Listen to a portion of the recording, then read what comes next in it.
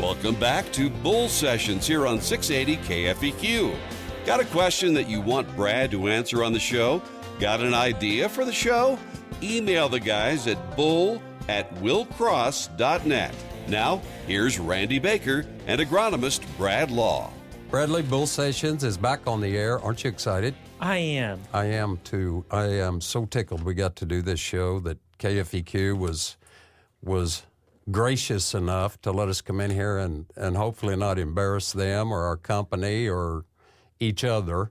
You know, it's not embarrassing, but you know what's still stuck in my head? What? The Kenny Rogers, the gambler. Oh, is that know when to hold them, know when to fold them?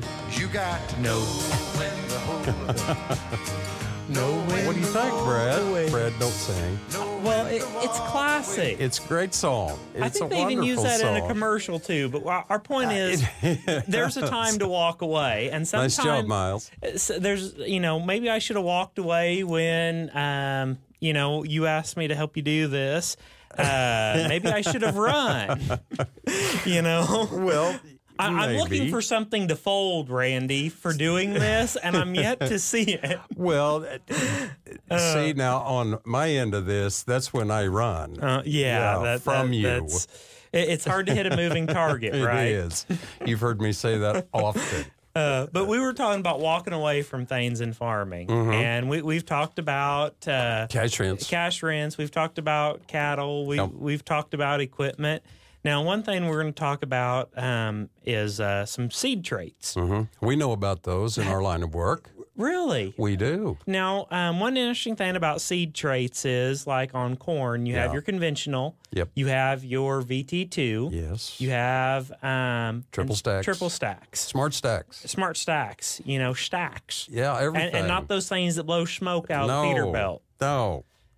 No, we're talking about traits. Traits. And with that comes added cost to your seed. So you've got to look at those costs on, do you need triple stacks in Northwest Missouri if you're in a corn bean rotation? Do you need a corn that you can spray Roundup on in the post spray? Right. Will conventional corn work with what you're doing?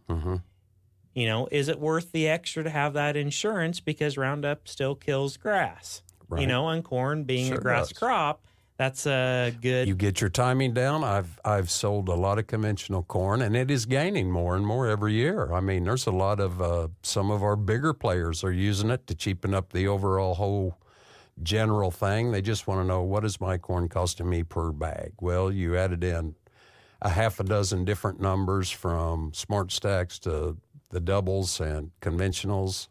It takes a little more management to watch that, but if you can time that and get your grass in, it'll yield just as good as any of the rest of them. And we also can talk about traits in soybeans.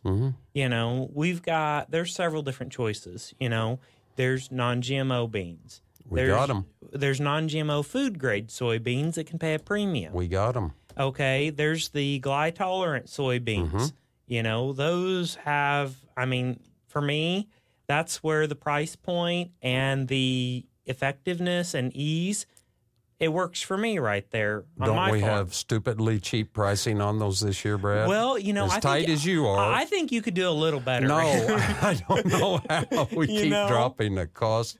Remember, well, would you come to the field and plant them for me? No, I won't. You probably would drive too slow anyway. I won't. I would be They're too better slow planted for you. faster. Okay. And remember, we've got a 50-pound bag. Few in the industry have that to offer anymore. It sounds like you work for a seed company. I do. And I'm that's more a of the big production of growing bushels and But when you're planting that seed in that bag, you can go over more acres. Not all of them are over the 140. The majority of them, though, are. Last year we had some 165,000 in a bag. That's a big deal. It don't cost any more. One thing, a lot of people, it's a lot of popularity that's growing and gaining momentum every year is Liberty Link. Yes. Okay, Liberty Link is going to cost more in our pricing schedule than what the gly-tolerant is. Sure. But Liberty is effective. It is. If you spray it right. Very. 20 gallons of water. We talked about that last week. And you spray, it takes banker's hours. You spray from 9 o'clock in the morning till 5 p.m., and then you shut the sprayer down. But, it's a little bit higher, but it's effective. And, that's something. The The Roundup Ready 2s and the Extends are higher yet. You know, so where's that going to fit? You know, what's going to work for how you're going to manage it? Sure. Because I can take either any of those beans and have success, but I'm going to manage each one a little bit different. You know, if I take and spay, I've got some glide-resistant weeds, but I'm still going to plant glide-tolerant soybeans. Right. But I'm going to take that money I saved in seed and I'm going to put it on chemical. You know, so I'm walking away from going to the higher traits, but I'm also going to keep one that I can still kill my cockaburs. I can still kill my sunflowers and buttonweeds, Right. you know, and grass. I can get all that, but it's that danged old water hemp that I have trouble with. So that's one that I want to spend some money differently on that. You know, on Liberty, some people say, well, I can get by with a little less if I use the Liberty. So that's, you know, what do you walk away from on that? What do you go with? Another thing, while we're on those weeds, you know, one thing we should all walk away on weeds is revenge spraying. You've done that. Do you know what is? I'm going to ask the question for our audience. What is revenge spraying? I know what it is because it's a term you come up with. Okay, revenge spraying is you have a Waldo deal. Well, not quite. This is more. You're going to take action, and you sprayed and you burnt stuff, and you didn't get the weed killed. So, do we walk away? Or do we double down and bet the house, and we're going to take it out this time regardless? So what did you do? Well, I burnt the crap out of everything. And guess what? The guy that sold me the chemical made money. Yeah. If I would have hired it done, the applicator would have made money. Yes. It would have cost me money, and then it cost me yield because I knocked blooms off my soybeans. Okay, and I still worked. didn't kill no weeds. So that would be kind of the definition of revenge spraying. You had a fit, in other words. I had a fit. You know, the one with the cattle worked out for me. This one did not work out. So we've got to remember what is a revenge spraying, and we don't want to do that. You need to have patience. Patience. Yes. Yeah. Patience. You can't even spell it, can you? Never mind. Run from that. Don't embarrass yourself here. If anybody else would like to share their stories about lack of patience, we'd and like share to them hear with them. me, you could send them to bull@willcross.net. And maybe you want to share, you know, earlier in the show, we covered things to do in the grain line. And, you know, we had things like, you could listen to us on KFEQ. You could call your Willcross seed guy and complain about the beans yielding too much, so you're having to spend more time trucking. You know, I think they should call Andrew, especially on that one. He'd appreciate it. He really likes to be called before 6 a.m. in the morning or after 10 o'clock at night. With a new baby in the house. That is the ideal time to call Andrew. You are not making friends. Well, with your coworkers. It'll be all right. Let's see, you know, and then we talked about shopping for a gift for the wife. And that does not mean going to the truck stop and getting her a pair of mud flaps. No, that don't work. Won't work. And sometimes even, one of those little scratcher tickets.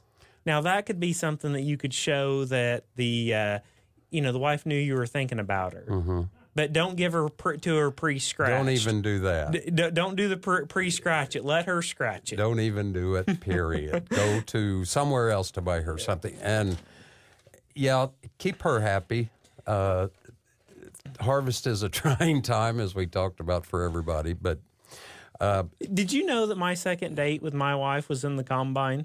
Really? Really. You're romantic, ain't you? Well, it was wheat harvest. I had to do it, Randy. It was wheat harvest, and you know what? She brought me a Pepsi, and then she drove the four-wheeler to help me jockey to the other side of the road because I was by myself, and that was it. It was over for me. You are a typical hook, line, farmer, and sinker. aren't you? I mean, she helped, and... Second date, and you introduced her to a wheat harvest. Second week, and it was over for me then. Yeah. You knew that was the one. But she won't dump trucks and she won't drive the combines. So that's another story. I remember the one with the tractor going up front end with her. That was one of those times where I thought I could make it out and I couldn't, and she was going to pull me out, and I threw the log chain over the bale fork, and this one little detail I forgot, when she started to pull, I realized that I didn't put the 3-point lever down. So she put about 3 foot of air under the front of that tractor and then hit the clutch, and she went from to bawling. By the time that front end went down, the waterworks started. And the funny thing is, I called the neighbor after I got her consoled a little bit to help me get unstuck. And he said a similar story had happened to him when they were first married. So it didn't only... It must be something in the water out there that it can happen. It's that road you live on, I think. It is. It's doomed. But if anybody wants to share stories or has questions for us, I'm getting back to my original point, you could email us at bull@willcross.net, and Randy and I would be glad to hear you. Yes. And see what you've got to have. If you've got show ideas or just, want to hear from us. We're also, we're up in the office there sometime in King City. If somebody wants to swing by and say hi. Check out our seed prices this year. Well, we will say that we will warn you, we have faces for radio. So don't be too disappointed when you show up. That's true.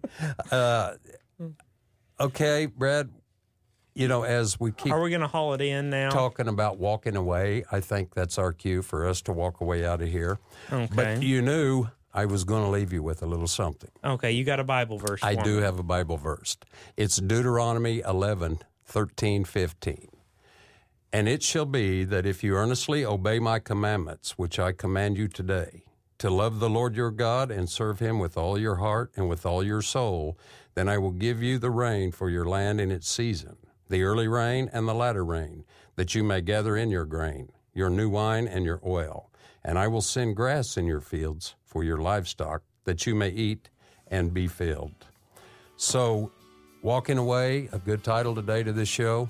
We will see everyone next week, again here on Bull Sessions, on 680 KFEQ. We love it.